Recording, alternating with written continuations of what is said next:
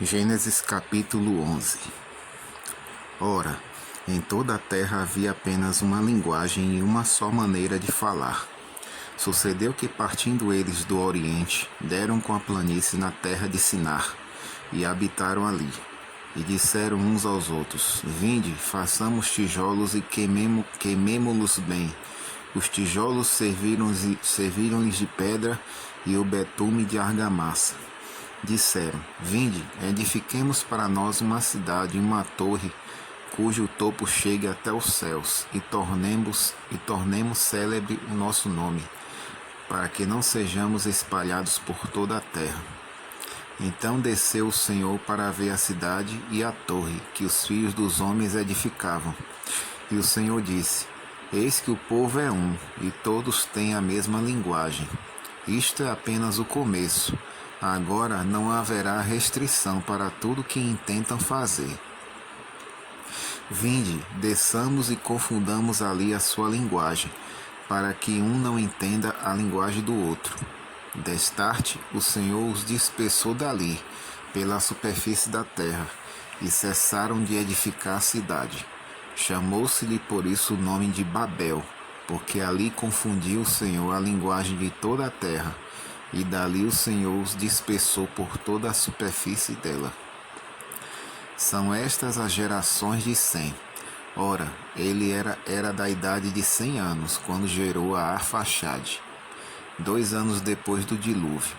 E depois que gerou a Arfaxade, viveu Sem 500 anos, e gerou filhos e filhas. Viveu Arfaxade 35 anos, e gerou a Salá. E depois que gerou a Salá, viveu Arfaxade 403 anos, e gerou filhos e filhas. Viveu Salá 30 anos, e gerou a Eber. E depois que gerou a Eber, viveu Salá 403 anos, e gerou filhos e filhas. Viveu Eber 34 anos, e gerou a Peleg. E depois que gerou a Peleg, viveu Eber 430 anos, e gerou filhos e filhas. Viveu Peleg 30 anos, e gerou a Reu. E depois que gerou a Reu, viveu Peleg 209 anos, e gerou filhos e filhas. Viveu Reu 32 anos, e gerou a Serugue. E depois que gerou a Serugue, viveu Reu 207 anos, e gerou filhos e filhas. Viveu Serugue 30 anos, e gerou a Naor. E depois que gerou a Naor, viveu Serugue 200 anos, e gerou filhos e filhas. Viveu Naor 29 anos, e gerou a Tera. E depois que gerou a Tera, viveu Naor 119 anos, e gerou filhos e filhas. Viveu Tera 70 anos, e gerou a Abrão, a Naor e a Arã. São estas as gerações de Tera. Tera gerou a Abraão, a Naor e a Arã. E Arã gerou a Ló. Morreu Arã na terra de seu nascimento, em Ur dos Caldeus, estando Tera seu pai ainda vivo. Abrão e Naor tornaram para si mulheres. A de Abrão chamava-se Sarai, a de Naor Milca, filha de Arã, que foi pai de Milca e de Iscar. Sarai era estéril, não tinha filhos. Tomou Tera a Abrão, seu filho, e a Ló, filho de Arã, filho de seu filho, e a Sarai, sua nora, mulher de seu filho Abrão, e saiu com eles de Ur dos Caldeus para ir à terra de Canaã.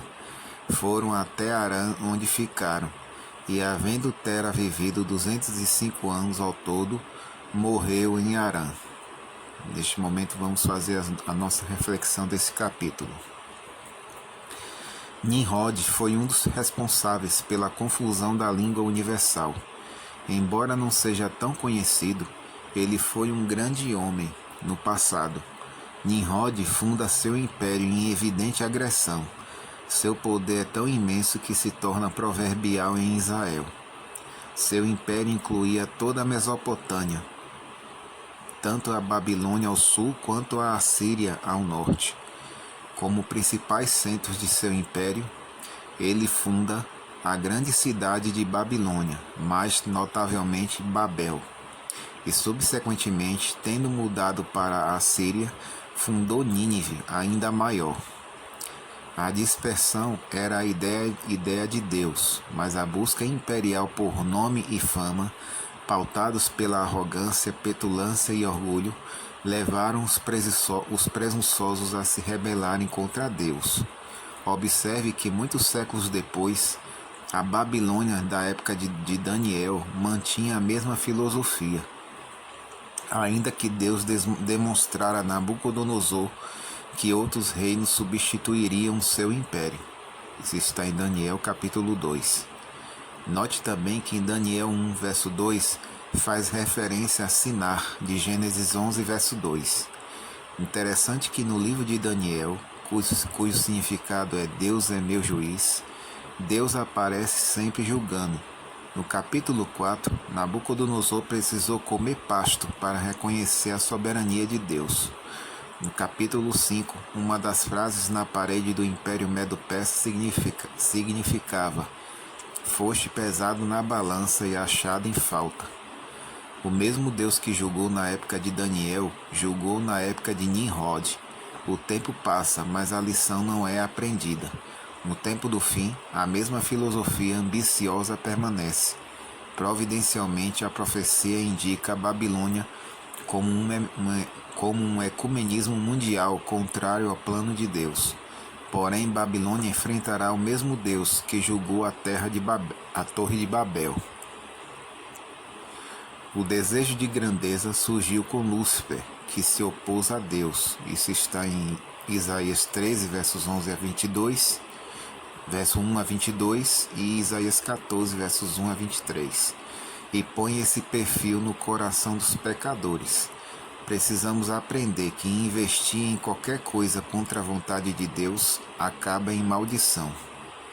O importante é fazer parte do povo que aceita servir a Deus, como a família de Abraão. Gênesis 11, versos 10 a 32. Essa é a única grandeza que vale a pena e rende bênçãos de verdade. Que Deus esteja com você durante todo esse dia.